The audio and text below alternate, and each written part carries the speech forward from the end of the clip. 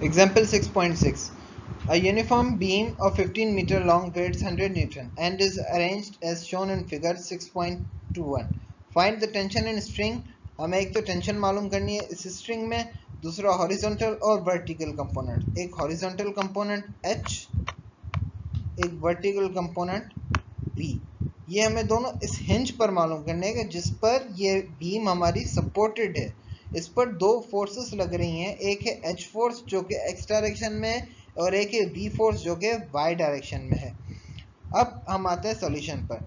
Suppose H and V are horizontal and vertical components of the force exerted on the beam at the hinge. Let T be the tension in the string. Resolve T into two rectangular components. T को इस tension को दो rectangular components में divide करते हैं, T cos theta और T y sin theta.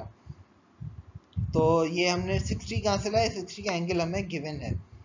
By applying first condition of equilibrium we get f of x। हम जितनी भी x पर जितनी भी फोर्सेस लग रहे हैं हम सबको सम करते हैं। तो x पर हमारी दो फोर्सेस लग रहे हैं, एक तो हमारी h लग रही है, दूसरा हमारी t cos 60 लग रही है, इसका रेक्टेंगुलर कंपोनेंट। ये दो फोर्सेस लग रही हैं, तो इससे हमें एक इक्वेशन मिल जाती है जिसको हम नाम देते हैं इक्वेशन 1।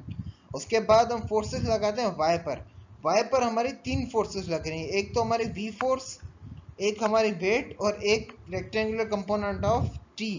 ये तीनों फोर्सेस को हम ऐड करते हैं। हमने y को या हमने वेट को नेगेटिव क्यों लिया है, हमने वेट को नेगेटिव इस वजह से लिया है क्योंकि ये डाउनवर्ड डायरेक्शन में एक्ट कर रहा है। हमारे पास एक और वेट भी है जो वेट है बीम का, ये कितने न्यूटन से, ये 100 न्यूटन से, ये भी डाउनवर्ड डायरेक्शन में एक्ट कर रहा है। तो हमने इन चारों वैल्यूज को सम किया और हमें एक और इक्वेशन मिल गई जिसका नाम हमने दे दिया इक्वेशन नंबर 2। अब हम अप्लाई करते हैं हमारी second condition of equilibrium beam पर, और ये इक्वेशन हम अप्लाई करेंगे हिंज के ए पार्ट पर।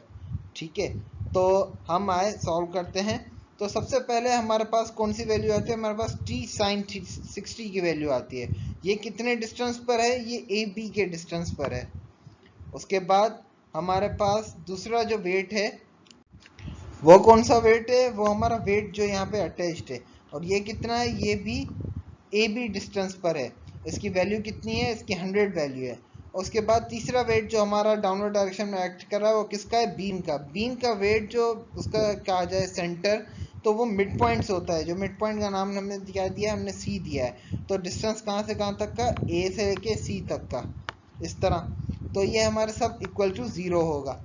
फिर हम इन इक्वेशन के अंदर इसकी वैल्यूज पुट करते हैं और सॉल्व करते हैं। सॉल्व करते जाते हैं तो हमें लास्ट में जो वैल्यू मिलती है वो t की वैल्यू मिलती है। अब हम अपनी इक्वेशन 1 और 2 को अगर ज़रा ध्यान दें तो उधर भी t मौजूद है लेकिन उसकी वैल्यू अननोन है। तो अगर हम इधर t की वैल्यू को इक्वेशन 1 में और इक्वेशन 2 में पुट करते हैं तो हमें v जो हमारा हॉरिजॉन्टल कंपोनेंट है x का और वर्टिकल कंपोनेंट y का, ये दोनों वैल्यूज हमें मिल जाती हैं। Fill in the blanks. ये ब्लैंक्स भी सॉल्व हुई हुई हैं यहाँ पर, लेकिन इसके अंदर सारी वही बातें बता रहा है या पूछ रहा है कि जो हम अभी डिस्कस करके आ चुके हैं।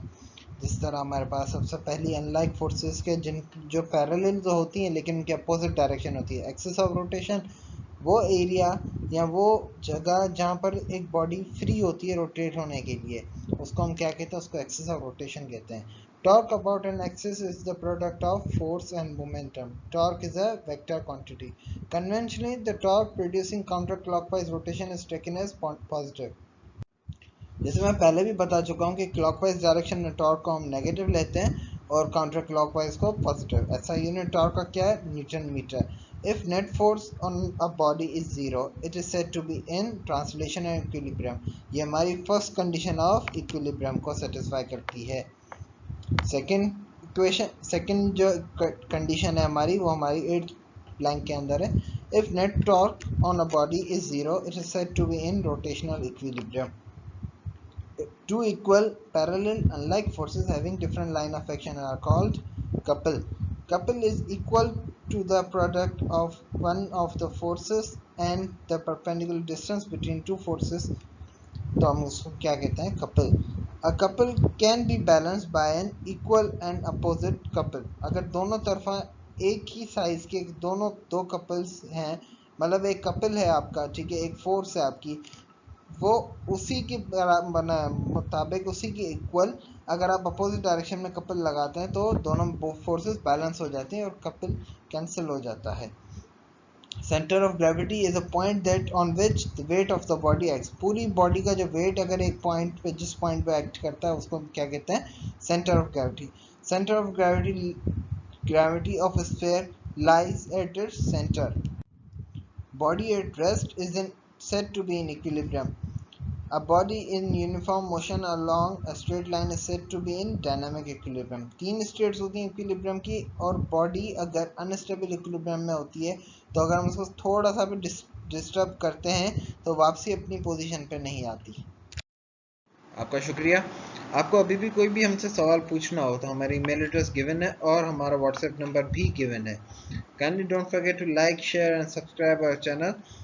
हाँ, दूसरी बात, आपको कोई भी सवाल पूछना हो तो आप नीचे कमेंट्स में भी मेंशन सवाल कर सकते हैं अपना, ठीक है। Thank you.